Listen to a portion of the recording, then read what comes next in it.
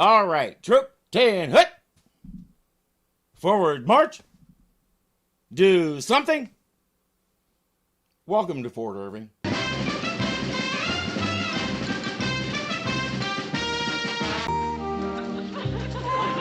If the horse is going to be standing cross-legged like that, he should also be resting his elbow on the well. Come on, sweetheart. Daddy's of the heart. Come on, darling. And do your stuff. How much is 3 and 3? Come on, make Daddy proud of you. 3 and 3. Come on. 1, 2. I don't think he knows the answer, Agarn. 3 and 3 is 6. Thunder, sweetheart. You can talk. Oh, Daddy's other foot. Agarn, that was me talking. Oh, hi, Sarge. Morning, Captain. Corporal? This is Thunder, the Wonder Horse. Smartest horse in the West. He bought Thunder from a guy with a traveling medicine show because Thunder does all sorts of tricks. And also dance. Watch this. Da, da, da, da, da, da, da, da. Maybe he likes to lead. Thunder's probably embarrassed, but you should have seen him dance before. That horse danced? No, the guy who sold him to me. But he showed me how the horse dances. In other words, he got taken. He refuses to believe it. Watch this. 3 quick strides and right over the hitching post. Go, Thunder. Fly, boy! Fly, boy! Over the hitching post, through the hitching post, almost the same thing. Hi, Corporal O'Rourke. Oh, no, Sergeant. Corporal Sergeant. No, Sergeant O'Rourke, I'm your buddy. That's right. Hi, Sarge. You lost your memory there for a minute. You didn't know who I was. Me? Forget? Never. I never forget a thing. Are you sure? Sure as my name is Clyde Agarn. Yeah, now we have a bigger problem than somebody getting conned. His memory is a little like scrambled eggs, and it's not improving. Guess that takes care of that loose board. Didn't you fix that board before, Corporal? No, sir. I fixed that board before. I thought sure you fixed this one before. Try not standing in the hot sun, sir. He's not the one who went flying off a horse and started calling himself Clyde. I double check. I'll just return the hammer.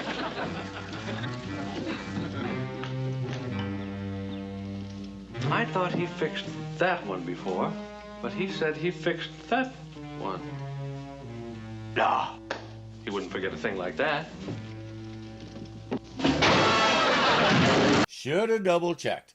It's getting worse. He doesn't remember Thunder at all, and he refuses to believe that he's the problem.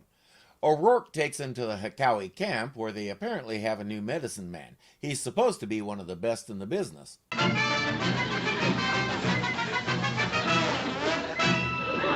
He go from tribe to tribe. Has couch, will travel. Have Gun Will Travel was one of the most popular westerns of the late 50s and early 60s. Richard Boone played Paladin, a gunslinger for hire who mostly went about righting wrongs. He had a Chinese servant called Hey Boy, I wish I was making that up, and he played poker to let off steam. It ended in 1963, but the phrase, have blank will travel, became part of the American dialect.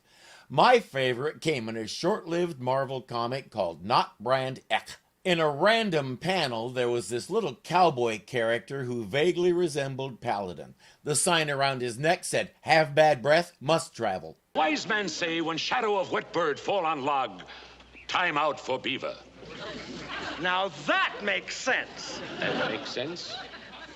You need more help than I think. I'm not going to talk much about Milton Berle because there's nothing I could say about him that hasn't already been said. The man was a legend in his own time. We do all the stereotypical psychiatrist stuff like word association and makeshift ink blots. What you see? A dried skin and a berry blot. Not see horse or thunder or bump on head? No, the only thing I see is a beautiful Indian girl in a short buckskin skirt.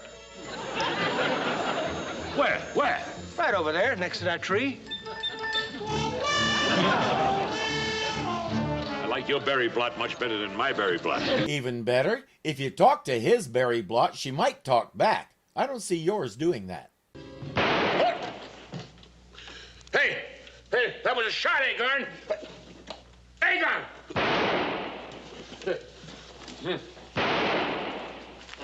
It's Vanderbilt sitting on his top bunk and shooting up the barracks. Hit the floor, Captain! Vanderbilt's not aiming at us, Sergeant. I know that. If he was, I wouldn't be worried. Vanderbilt! Hold it! What is going on here? We were wrong. Our money's missing. And most of our clothes. And that's why Vanderbilt was shooting randomly. Okay, that makes sense. There must be a thief on the loose. A thief? Why didn't you wake me, Sarge? I almost missed the whole thing. What do you mean, wake you? You weren't in your bunk. Of course I was, Sarge. I was there until I just came in here. Dobbs was on guard duty, and he only saw one person in the compound, Corporal Agarn. You know, I hate to even suggest this, Sergeant, but with Corporal Agarn missing from his bunk and him acting so strange of late, do you suppose that he Wait, he could be the thief? Well, of course not, Captain. Well, Corporal Agarn is as honest as I am. Probably more than I am. A lot of people are. He says if it wasn't Agarn and it wasn't Dobbs, who were the only two men up at the time, then it must be a renegade from the Hikawi camp who slipped in unnoticed. I'll go up there and check on that first thing in the morning, sir. Right, Sergeant. Yeah. I'm sorry. At least he missed his foot this time. Are you sure you haven't seen any strange braves around the camp this week? No, O'Rourke, not see any strange braves. I hate to suggest this, but could one of your braves have snuck into the fort? Never, O'Rourke. All the Cowie braves honest, like me. Probably more than I am. Again, a lot of people are. He suggests asking Wise Owl. Can you help us find out who robbed the fort? As wise man once say, when fox look at sky, easy to get bit on kneecap by toothless rabbit. That means you'll help us, right? Wrong. I do it for money. Price $2 each hour until thief caught. An average worker's pay was $1 a day. O'Rourke says at that price, you have to find all the missing stuff, too. Wise Owl says, I'll start with some interrogation.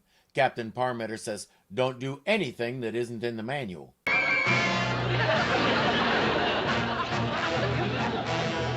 Sure, I was in a snit. Because the others complained about my bugle playing, but I would get my revenge by stealing from them. Now, just a minute, Wise Owl. I don't think you're allowed to do this either. Oh, it's okay, Captain. I volunteered. I don't mind answering questions. But you know how easily you get sunburned. He put Agarn in front of a bunch of hot candles. None of this is in the manual, and the captain won't stand for it. Wise Owl says, then I'll go up to the Hikawi camp and interrogate Crazy Cat. He was out of his teepee on the night in question because he and his wife had an argument. Maybe he's the thief. Think you better confess, Crazy Cat. How you like me to tell horses giddy up? I'm not too wild about that idea either. Stop, Wise Owl. Sure, this kind of questioning, not in Cowie manual.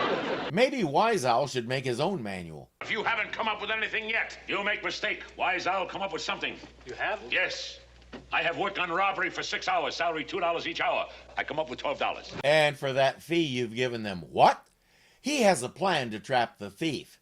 They'll let it slip to the three main suspects that Captain Parmenter has some cash in his desk. Then we wait and see who come to steal it. I wonder who'll have the first watch.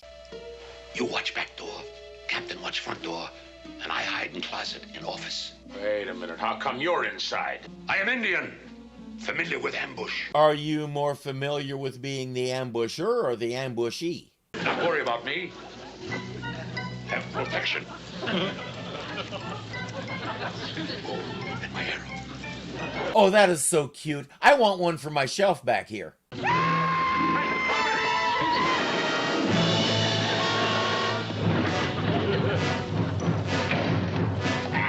Wise Owl's locked in the closet. Thanks, O'Rourke. Me try to shoot lock open. And the money is gone. When you set a trap like that, you don't actually put the money in the drawer. You just tell the suspects it's there. Nobody in this gaggle of detectives thought of that. Whoever did it appears to have gone through the window. Wise Owl says he couldn't see clearly, but he's pretty sure it was Agarn. Agarn? Agarn. He's not here. Now, that looks bad, doesn't it? Well, he's got to be here. He's only got one pair of boots.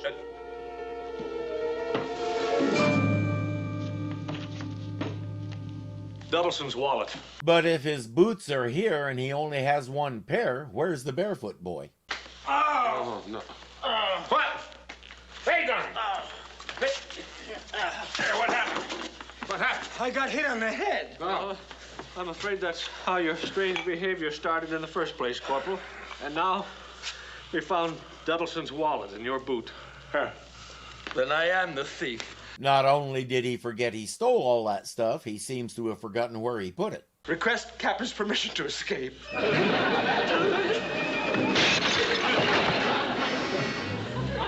Corporal! I didn't give you permission! All right, Captain, let him go. He's not the thief anyway. Oh? No, but I think I know who is. It took him 22 minutes into the episode. How long ago did you figure it out?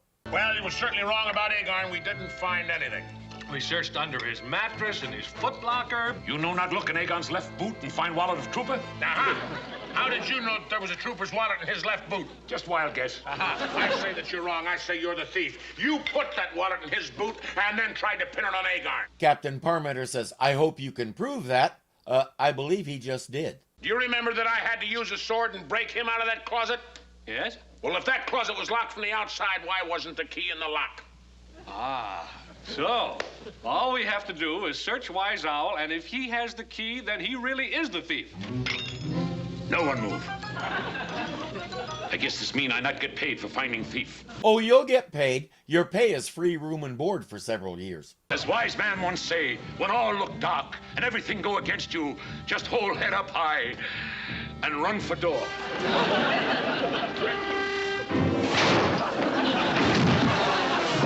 Forgot to tell you, that door hits back. Wise Owl had all the loot in his teepee? Yeah, Wild Eagle checked with the other tribes and found out why Wise Owl is so good as a finder of lost things. Why?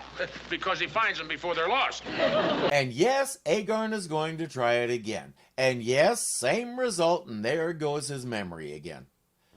I've seen Milton Berle in better roles. For my money, Louis the Lilac was better than Wise Owl. As I said earlier, he was a living legend. But even a living legend has to have something to work with. His real strengths were his facial expressions and his snappy comebacks. We did not play to his strengths in this role. Most of his dialogue was bland, and we got one brief glimpse of him making some of his famous faces. Aside from that, he was more or less a carbon copy of Wild Eagle. That's not what you do with Milton Berle. If you want to get the best out of him, you don't hand him a script.